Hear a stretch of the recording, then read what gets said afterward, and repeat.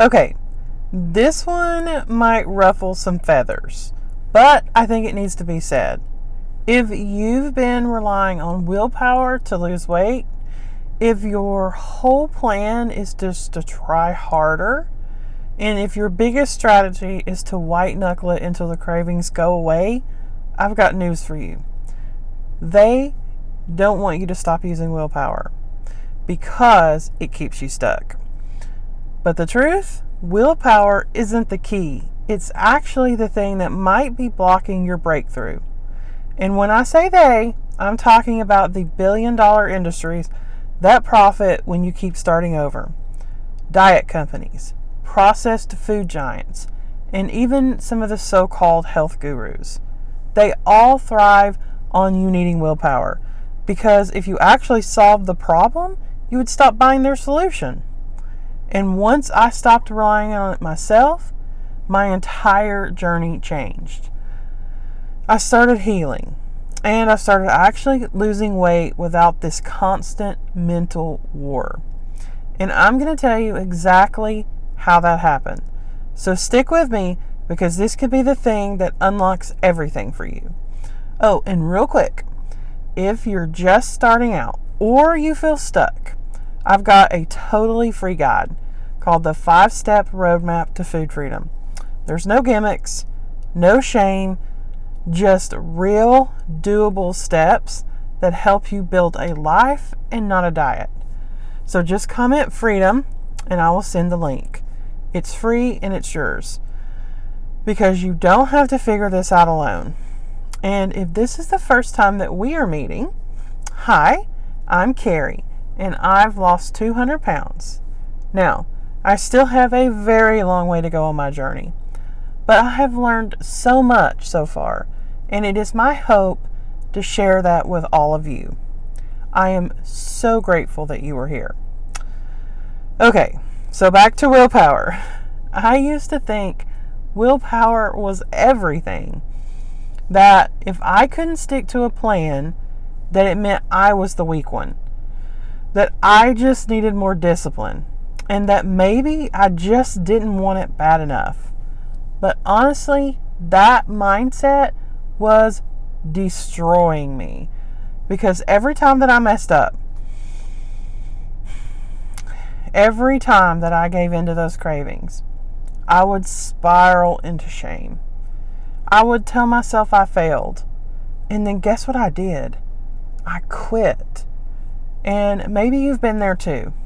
Willpower made it all feel like this big test that I just kept failing over and over. So, what changed? I stopped trying to be a robot. Seriously, I stopped expecting myself to act like some perfect, hyper-disciplined machine. Because guess what? I am not one. I am a human. And I was addicted to food. And you don't heal addiction with more force. You heal it with compassion and systems.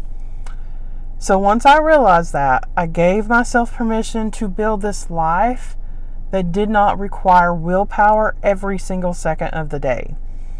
I made my environment safer. I created structure and routines that actually worked for me. And I started doing the emotional work behind all of those cravings. Willpower, it just kind of really became irrelevant. So let me break it down like this. Willpower is like trying to hold your breath for as long as possible. Sure, you can do it for a little while, but eventually your brain is going to force you to breathe. It's the same with food. If you are white-knuckling your way through every single meal, avoiding the snacks in the pantry through sheer mental effort, and resisting cravings by yelling no in your head, it's really exhausting and very unsustainable.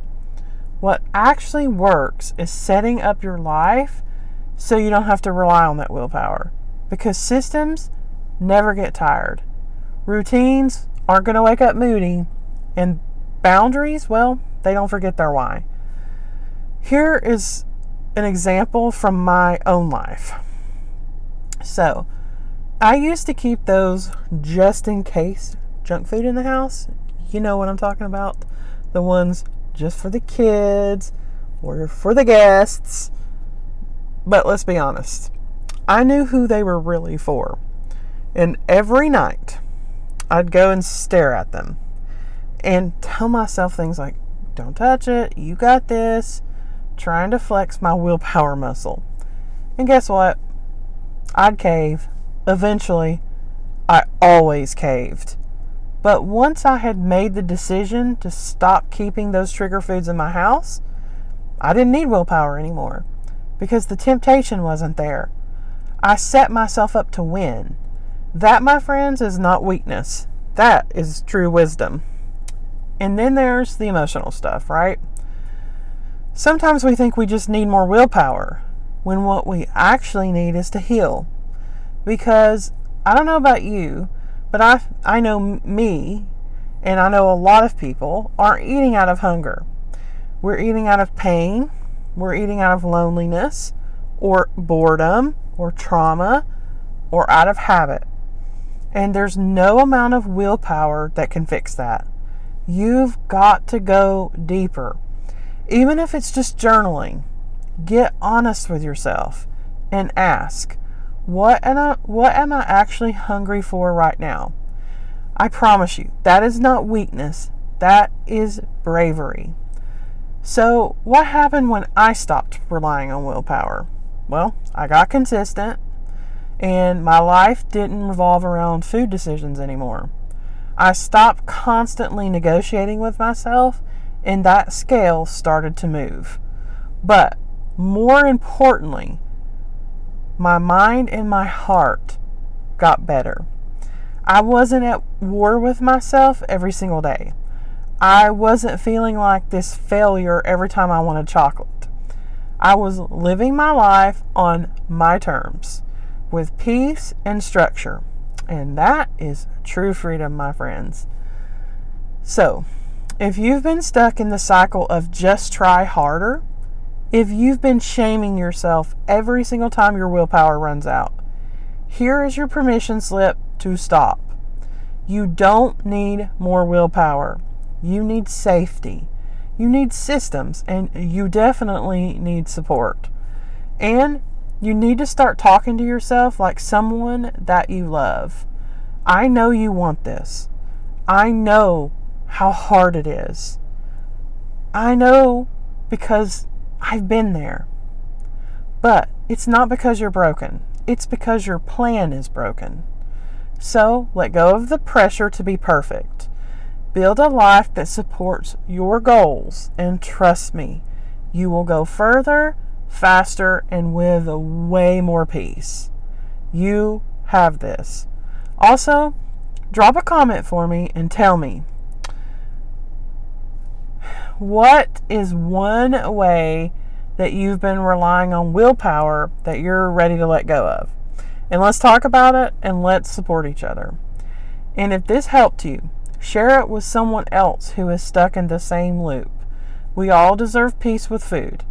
And if you found this helpful, you might really enjoy this video right here. And make sure that you subscribe and you turn on that notification so that you know when I put out another video. And until our next conversation, stay kind to yourself, eat like you love yourself, and keep going. You're doing better than you think. Bye for now.